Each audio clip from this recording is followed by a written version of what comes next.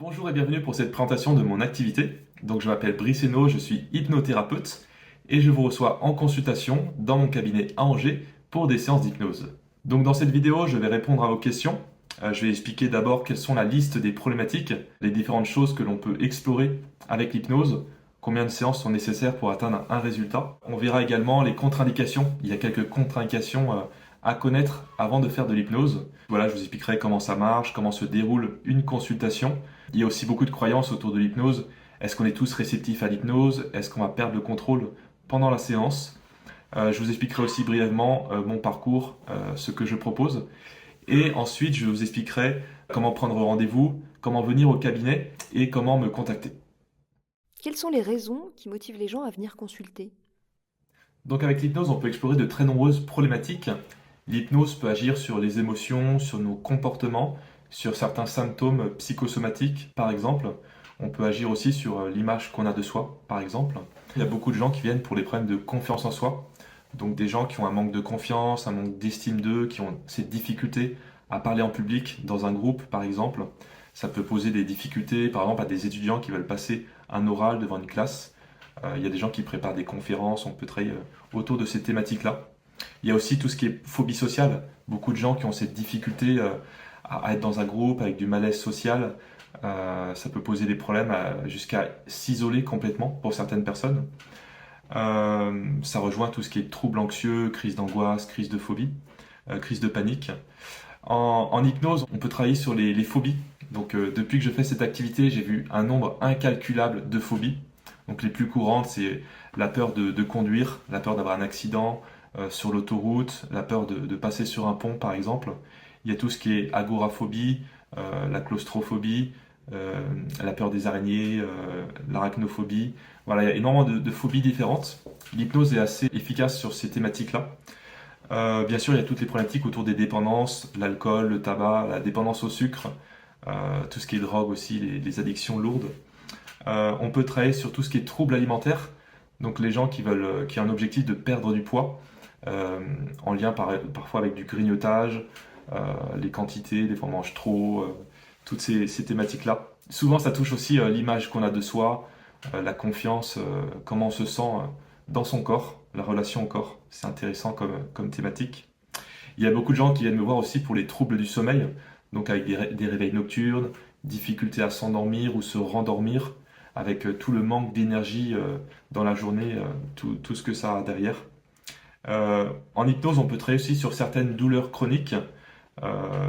Voilà, l'hypnose, il y a beaucoup d'études sur le syndrome du côlon irritable. L'hypnose donne de très bons résultats sur cette thématique. On peut aussi travailler sur certaines douleurs. Je vois souvent des gens qui ont eu un parcours médical. Ils ont vu beaucoup de médecins, de spécialistes. Et des fois, l'hypnose, ça va libérer quelque chose qui était là et ça peut être intéressant d'explorer ça.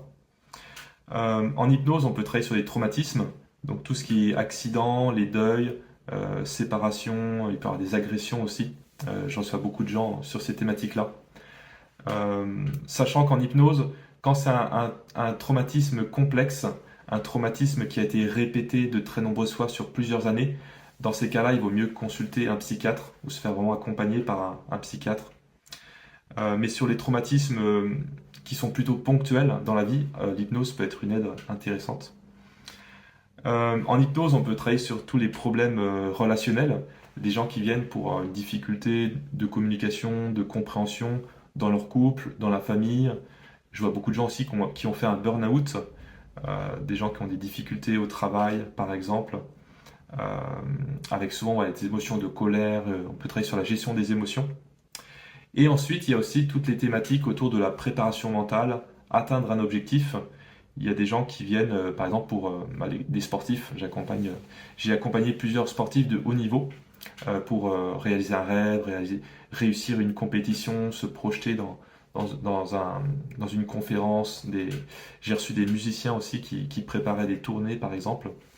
Et dans tout ce qui est atteindre un objectif, des fois, c'est des gens qui veulent préparer un examen. Alors, des étudiants, des fois, qui ont besoin de prendre en confiance pour pouvoir préparer un oral et réussir un examen.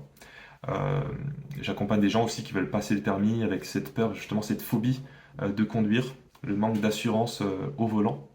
avec voilà, tout ce qui est autour de la gestion du stress. Et donc j'aime bien dire que je ne suis ni médecin ni magicien. Donc je ne suis pas médecin, je ne suis pas psychiatre, je ne suis pas psychologue. Je ne vous demanderai jamais d'arrêter un traitement médical et je ne pose pas de diagnostic.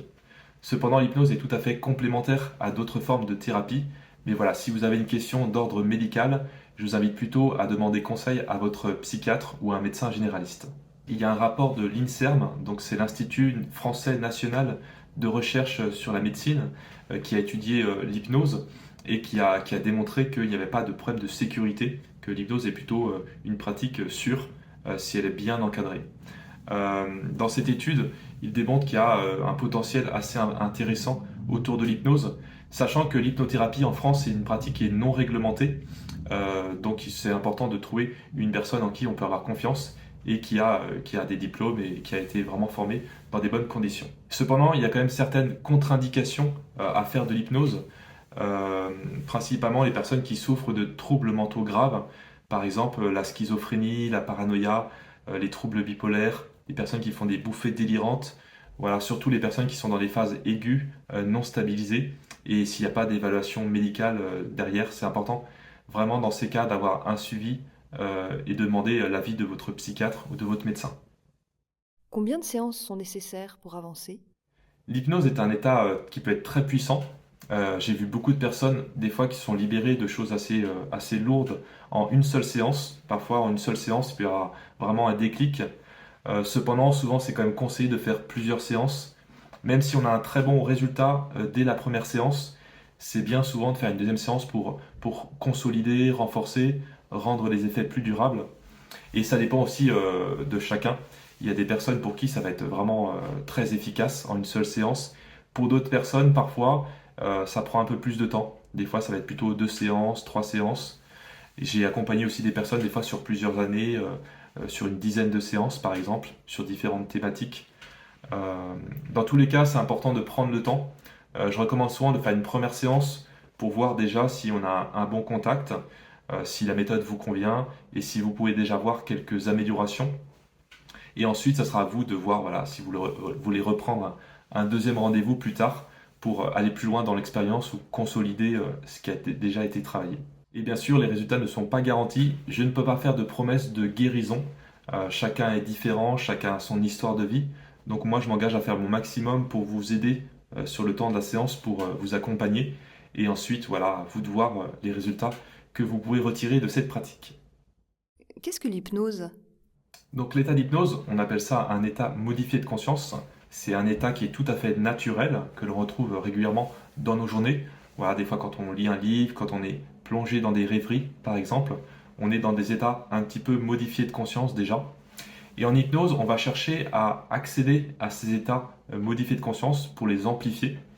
Il y a beaucoup d'études qui montrent que justement dans ces états modifiés de conscience, l'inconscient est beaucoup plus réceptif et il y a des messages qui vont passer beaucoup plus facilement, qui sont propices au changement, à faire des changements. C'est un petit peu comme si on prenait du recul. On a tout le temps notre état habituel dans lequel on est dans nos journées. L'hypnose, elle va nous amener à prendre du recul, prendre un peu de distance et de voir que finalement on a beaucoup de ressources, on a beaucoup de capacités et de potentiel de changement. Et sinon, comment se déroule une séance? Donc la consultation, elle dure entre 1 heure et 1 heure 30. En général, la première séance, elle dure un peu plus longtemps parce que c'est le moment où on va se rencontrer. Vous allez m'expliquer davantage en détail votre problématique. Et les séances suivantes, souvent, elles sont un petit peu plus courtes et elles sont davantage axées sur la pratique de l'hypnose. Pendant la consultation, donc je vous accueille dans la salle d'attente. Ensuite, je vous invite à entrer. Il y a un petit porte-manteau pour mettre vos affaires. Ensuite, on va commencer surtout par un temps de discussion. Là, vous allez vraiment pouvoir me détailler votre problématique. J'ai certaines questions importantes à vous poser. Moi, j'ai principalement besoin de savoir qu'est-ce que vous vivez actuellement, quelle est votre problématique, comment vous la vivez, comment vous la ressentez. Et surtout, j'ai aussi besoin de savoir qu'est-ce que vous attendez de la séance, comment vous voulez évoluer, quels sont vos objectifs, comment vous aimeriez vous sentir ensuite, après la séance. Donc, il y a ce temps de discussion. Ensuite, il y a le temps d'hypnose. La séance d'hypnose en elle-même, elle dure entre 30 et 40 minutes. Donc elle se fait dans un fauteuil de relaxation, confortablement installé, en général plutôt les yeux fermés. Et voilà, je vais vous guider avec ma voix à travers des exercices de visualisation ou des histoires métaphoriques pour vous accompagner dans ces états modifiés de conscience qui sont propices au changement. Et à la fin de la séance, donc il y a un petit réveil en douceur et ensuite on a un petit temps pour débriefer. Donc je pourrai répondre à vos questions. On pourra parler de voilà, comment vous êtes senti, qu'est-ce qui s'est passé pendant la séance avant de nous quitter. Est-ce que tout le monde est hypnotisable? Alors, on entend beaucoup de choses sur l'hypnose, notamment l'hypnose de spectacle qui a fait connaître l'hypnose au grand public, mais en même temps qui a véhiculé beaucoup de mythes, de croyances, de choses erronées sur l'hypnose. Et en réalité, on est tous réceptifs à l'hypnose. Souvent, c'est plutôt une question de temps, de confiance, de connexion. En fait, en hypnose de spectacle, il faut que ça aille très vite. La personne qui monte sur scène, elle doit pouvoir entrer dans l'état d'hypnose en quelques secondes. Bien sûr, il y a aussi tout un contexte, il y a un public. En thérapie, ça va être très très différent. On a beaucoup plus de temps. On peut vraiment prendre le temps de voir ce qui est bon pour vous, ce qui fonctionne. Et la majorité des gens arrivent à accéder à un état d'hypnose suffisant pour travailler sur des choses émotionnelles, par exemple, en l'espace de 10 minutes en moyenne. Il y a beaucoup de gens qui viennent me voir la première fois dans mon cabinet qui ont cette peur de perdre le contrôle, de lâcher prise, de ne plus contrôler. Euh, il y a des gens aussi qui ont peur de devoir remonter des choses assez lourdes du passé. En réalité, quand on est dans l'état d'hypnose, on a encore une part de contrôle. On pourrait très bien ouvrir les yeux, se lever, sortir de la transe hypnotique. C'est juste en fait quand on est bien dans cet état, parce que ça peut être très agréable, très relaxant. Même les gens qui montent sur scène dans un spectacle où il y a 2500 spectateurs, quelque part les gens ils ont quand même envie au fond d'eux de monter sur scène, de jouer le jeu. Mais à tout moment, si l'inconscient perçoit qu'il y a un danger, un risque, on peut tout à fait sortir de cet état d'hypnose et reprendre le contrôle. Donc j'ai fait ma première formation initiale en hypnose en 2018, c'était de l'hypnose sagesse, c'était une formation que j'ai fait à Cholet. En 2023, j'ai refait une autre formation en hypnose ericksonienne à Paris. J'ai été formé aussi en PNL, j'ai fait des formations en communication non violente. Je me suis intéressé beaucoup à la méditation, j'ai un diplôme d'instructeur de méditation MBSR. Et actuellement, je suis en train de me former à nouveau dans une autre école parisienne qui s'appelle l'Arche. C'est l'Académie de recherche et de connaissances en hypnose ericksonienne. C'est un centre de recherche où ils font beaucoup d'études scientifiques autour de l'hypnose. Et donc actuellement, je suis en train de me former avec cette nouvelle approche pour encore améliorer mes accompagnements. Comment est-ce que je peux venir au cabinet? Donc mon cabinet est situé dans le quartier de la Doutre à Angers, au 10 boulevard Henri Arnaud à Angers. Si vous voyez, il y a la boulangerie des Carmes juste à côté. Il y a le petit port avec les bateaux, les péniches.